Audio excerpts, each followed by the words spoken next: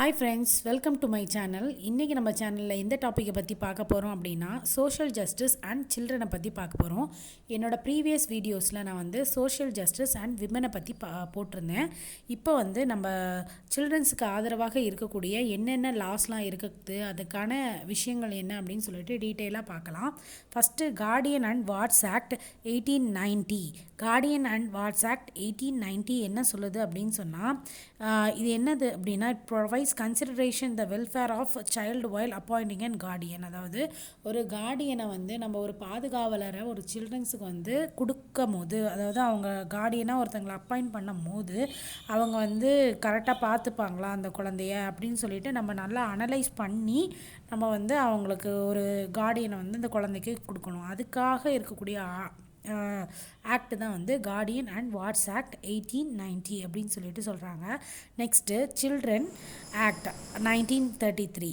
Children act 1933 இல்லை என்னென்னா, இப்போ ஒரு சில்ட்ரனை ஒரு பேரண்ட்டாக இருக்கலாம், இல்லை கார்டியனாக இருக்கலாம், யார் இருந்தாலும் அவங்கள ஒரு பேமெண்ட், அதாவது ஒரு காசுக்காக நம்ம எந்த வேலையும் செய்யி, இந்த வேலைக்கு போ, இப்படி பண்ணு அப்படிலாம் நம்ம கம்பல் பண்ணக்கூடாது. அதுக்காக இருக்கக்கூடியது தான் children act 1933. Okay, next Hindu minority and guardianship act 1956.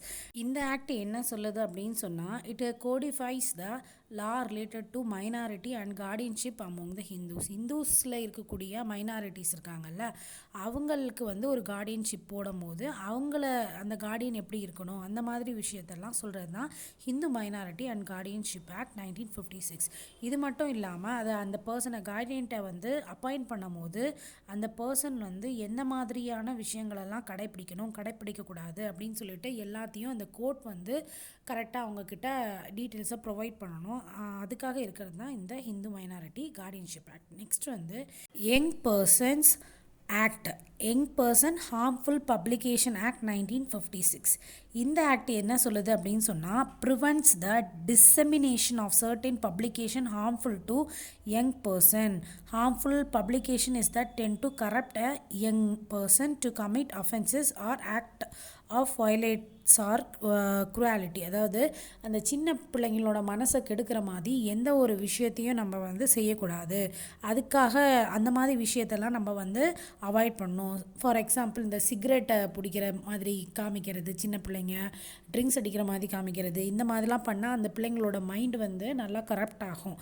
அதுக்காக இந்த மாதிரி விஷயங்களெல்லாம் அவாய்ட் பண்ணுறதுக்காக இருக்கிறது தான் young person harmful publication act 1956.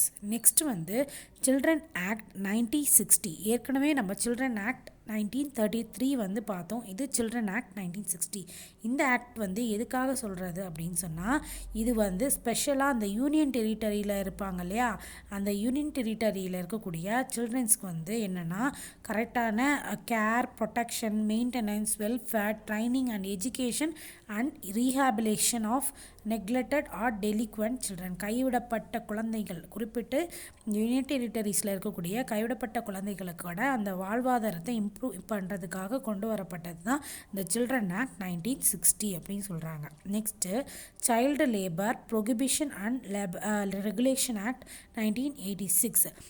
Child labour prohibition and regulation act 1986. இந்த பேரை கேட்டால் என்ன புரியுது நம்மளுக்குன்னா, it prohibits the employment of children below 14 years in notified hazardous occupation. அதாவது உடலுக்கு தீங்கு விளைவிக்கக்கூடிய, அவங்களுடைய ஹெல்த்தை பாதிக்கக்கூடிய எந்த ஒர்க்குக்கும் அந்த 14 வயசுக்கு கீழே இருக்கக்கூடிய பிள்ளைங்களை எம்ப்ளாய் பண்ணக்கூடாது.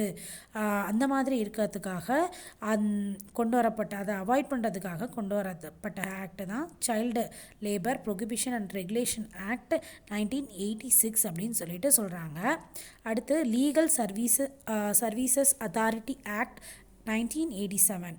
Legal services authority act 1987.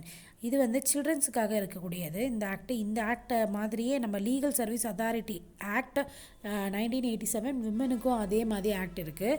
இது சில்ட்ரன் லீகலாக என்ன சொல்கிறது, சில கேசஸ் கோர்ட் மூலமாக டீல் பண்ண வேண்டிய கேசஸ் எல்லாம் அந்த சில்ட்ரன்ஸுக்கு நல்லா ஒரு சர்வீஸ் ப்ரொவைட் பண்ணுறது மாதிரி அவங்களுக்கு ஈஸியாக அந்த கேஸை முடிச்சு கொடுக்கறதுக்காக கொண்டு வரப்பட்ட ஆக்ட் தான் லீகல் சர்வீஸ் அத்தாரிட்டேரியன் ஆக்ட் 1987. அடுத்தது infant milk substitute feeding bottles and infant food Regulation of Production, Supply and Distribution Act 1992. Infant milk substitute feeding bottles and infant flood regulation of production, foods regulation of production, supply and distribution act 1992. இது என்ன சொல்லுது அப்படின்னா இந்த தாய்ப்பாலுக்கான இம்பார்ட்டன்ஸை வந்து promote பண்ணுறதுக்காக கொண்டு வரப்பட்ட act தான் என்ன அப்படின்னு சொன்னால் இந்த ஆக்டை இது என்ன சொல்லுது அப்படின்னு சொன்னால் it provides for the regulation of production supply and distribution of infant milk substitute. அதாவது இப்போது தாய்ப்பால் வந்து தாய்க்கு கிடைக்கல, தாய் வந்து குழந்தைக்கு கொடுக்க முடியல அப்படின்னு சொன்னால் அவங்க வந்து அந்த தாய்ப்பாலுக்கு சப்ஸ்டியூட்டாக ஈடாக என்னத்தை கொடுக்கலாம் அதே மாதிரி அவங்களுக்கு feeding bottles and infant food with the view of production promoting of breast feeding. அதே மாதிரி தாய்ப்பால் கொடுக்க முடிஞ்ச குழந்தைங்களுக்கு வந்து அந்த தாய்க்கு வந்து எப்படி அந்த பிரெஸ்ட் ஃபீட் பண்ணணும் அந்த விஷயத்தெல்லாம் சொல்லி அதை ப்ரொமோட் பண்ணுறதுக்காக பிரெஸ்ட் ஃபீடிங்கை ப்ரொமோட் பண்ணுறதுக்காக கொண்டு வரப்பட்டது தான் இந்த ஆக்ட். ஓகே, நெக்ஸ்ட் வந்து juvenile justice care and protection of children act 2000. Juvenile justice care and protection of children act 2000. சில பிள்ளைங்கள்லாம் பார்த்தீங்க அப்படின்னு சொன்னால் சில விஷயங்கள்லாம் வந்து வீட்டில் யாருக்கிட்டே சொல்கிறதுக்காக ரொம்ப பயப்படுவாங்க. அந்த மாதிரி சில்ட்ரன்ஸ்க்கு வந்து கரெக்டான கேரை ப்ரொவைட் பண்ணி அவங்க மைண்டில் இருக்கக்கூடிய கன்ஃபியூஷன்ஸ் எல்லாம் தீர்த்து வச்சு அவங்கள ஒரு சைல்டு ஃப்ரெண்ட்லியாக அப்ரோச் பண்ணி அவங்கக்கிட்ட இருக்கக்கூடிய ப்ராப்ளம்ஸ் அதெல்லாம் வந்து தீர்த்து வைக்கிறதுக்காக கொண்டு வரப்பட்டது ஆக்ட் தான் இது. இது வந்து அவங்களுக்கு ரீஹாபிலேஷன், அதாவது புது வாழ்வு மறு வாழ்வு கொடுக்க மாதிரி இது அவங்களுக்கு ஒரு லைஃப் கொடுக்குற மாதிரி ப்ரொவைட் பண்ணுறதுக்கு தான் இந்த ஆக்ட் வந்து கொண்டு வந்தாங்க. Juvenile justice care protection of children act 2000. Next வந்து juvenile justice amendment act 2015. Juvenile justice amendment act 2015. இந்த ஆக்ட் வந்து எப்போ அமெண்ட்மெண்ட் பண்ணாங்க அப்படின்னா மறுசீரமைப்பு எப்போ செஞ்சாங்கன்னா 2015. இது எதுக்குன்னா strengthen provision for both children in need of care and protection and children in conflict with law. ஒரு சில்ட்ரன்ஸுக்கு வந்து ஏதாவது சிறு வயதிலேயே ஒரு நீதி வேணும், அவங்களுக்கு வந்து எந்த நீதியும் ஒரு சில விஷயத்துக்கு கிடைக்கல, அந்த மாதிரி நீதி ப்ரொவைட் பண்ணுறதுக்காக அவங்க மனத்தில் எழுதக்கூடிய கான்ஃப்ளிக்டை வந்து அதாவது டிஃப்ளெக்ஷன், அதாவது எதை சூஸ் பண்ணுறது அப்படின்ற இருக்கக்கூடிய கன்ஃபியூஷனை வந்து தீர்த்து வைக்கிறதுக்காக கொண்டு வந்தது தான் juvenile justice act 2015. Next commission for protection of child rights act 2005. Commission for protection of child rights act 2005. இது என்ன சொல்லியிருக்கு அப்படின்னு சொன்னால் it provides for the establishment of national commission for protection of child right and state commission for the protection of child ரைட்டில் என்னென்னா குழந்தைங்களோட உரிமையை வந்து பாதுகாக்கிறதுக்காக தேசிய ஆணையம் அதே மாதிரி மாநில ஆணையம் வந்து வச்சுருக்காங்க. அது மூலமாக சில்ட்ரன்ஸுக்கு இருக்கக்கூடிய குழந்தைகளுக்கான உரிமையை வந்து அனலைஸ் பண்ணுறதுக்காகவும் அதை விசாரித்து அவங்களுக்கு ஏற்ற மாதிரி நீதியை வந்து கொடுக்கறதுக்காகவும் கொண்டு வந்தது தான் commissions for protection of child rights act 2005. அடுத்து prohibition of child marriage act 2006. இது என்ன சொல்கிறாங்கன்னா ஏற்கனவே நம்மளுக்கு தெரியும் இந்த சைல்டு மேரேஜ் ஆக்ட் வந்து குழந்தை திருமண தடுப்பு சட்டம் வந்து 1929 வந்து கொண்டு வந்துட்டாங்க. அதே டைமில் அந்த என்னென்னா இந்த குழந்தைங்க வந்து இப்போது கம்பல் பண்ணப்படுற குழந்தைகளுக்கும் ஈக்குவல் ரைட்ஸ் இருக்குது, எனக்கு இந்த திருமணம் வேண்டாம் அப்படின்னு சொல்லிட்டு அவங்க குரலை வந்து அந்த இடத்துல ஒலித்து சொல்கிறதுக்கோ இந்த இடத்துல வந்து விழாப்படி உரிமை இருக்குது அப்படின்றாங்க prohibition of child marriage act 2006 படி. அடுத்தது rights of children of free and compulsory education act 2009. இது நிறைய பேர் தெரிஞ்சிருக்கோம். Right of children to free and compulsory education act 2009.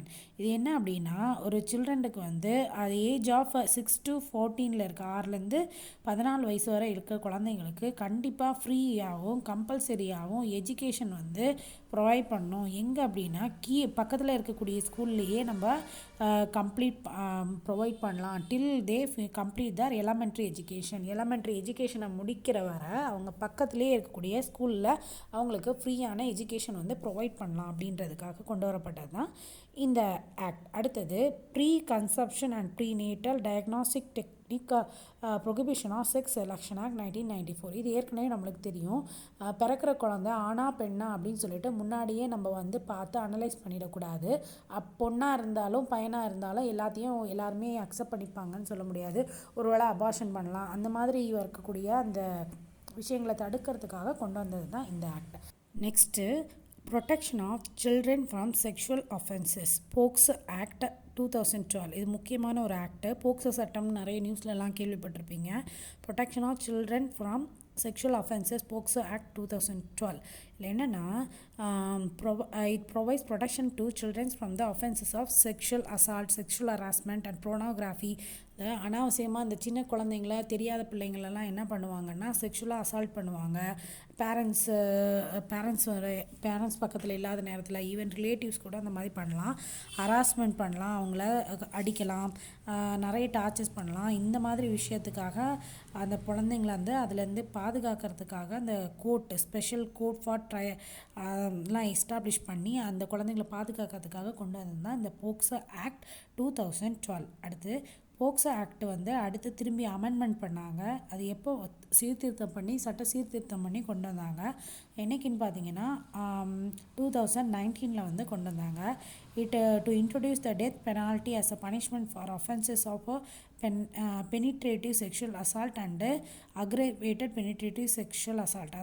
இதில் என்ன சொல்கிறாங்கன்னா, ரொம்ப உடல் ரீதியாக ரொம்ப காயப்படுத்தி அவங்கள கொடூரமாக தாக்கி இந்த குழந்தைங்களெல்லாம் அந்த மாதிரி ரேப்பெல்லாம் பண்ணுவாங்கல்ல, அவங்களுக்கு கண்டிப்பாக டெத்து பெனால்ட்டி தான் கொடுக்கணும். அதுக்காக கொண்டு வரப்பட்டது தான் இந்த POCSO amendment act 2019. Okay friends, நான் இந்த வீடியோவில் வந்து சில்ட்ரன்ஸ்க்காக இருக்கக்கூடிய ரைட்ஸ் எல்லாம் சொல்லிட்டேன், அவங்களுக்கு இருக்கக்கூடிய லாஸ்லாம் சொல்லிட்டேன். நான் நெக்ஸ்ட் வீடியோவில் social justice for schedule cost and schedule try வந்து போடுறேன். Thank you friends.